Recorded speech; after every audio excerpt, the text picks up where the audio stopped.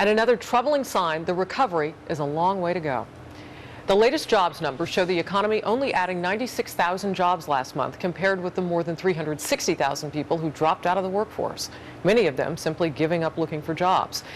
Despite all that, though, the president does have access to some very interesting ideas about job creation. His Jobs Council, comprised mostly of business leaders, has given him plenty of suggestions.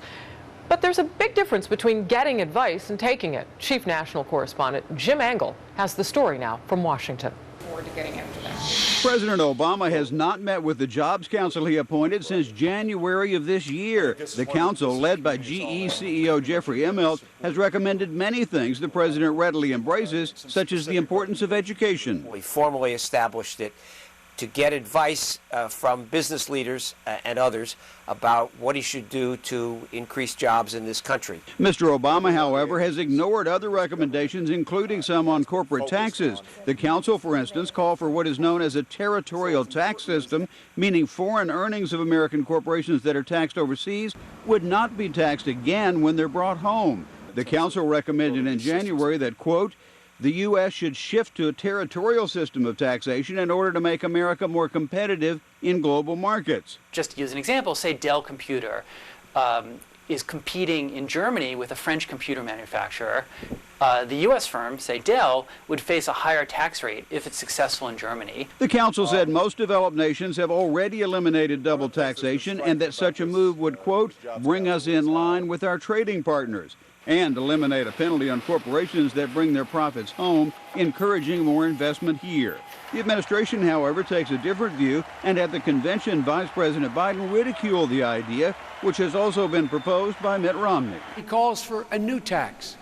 It's called a territorial tax, which the experts have looked at, and they acknowledge it will create 800,000 new jobs, all of them overseas. They've been recommending these corporate tax reforms to make America more competitive, and it's not the message that the president has wanted to hear. The U.S. now has the highest corporate tax in the world at 35%. The president would reduce it to 28%, while Governor Romney would reduce it to 25%. The council also recommended the U.S. increase energy exploration on federal lands. The president ignored that, too. Official figures show the Obama administration has reduced permits on federal lands by 39% since 2008. Energy has been booming on private lands, but not so much where it's under federal control. This is one of the reasons he hasn't met with this council for a long time, because it's a bit embarrassing to say I have a jobs council, but I ignore all of their advice. The council also called for broadening the tax base by eliminating many deductions in exchange for lower rates. The same thing the Simpson-Bowles Commission recommended, another idea the president did not embrace. In Washington, Jim Angle, Fox News.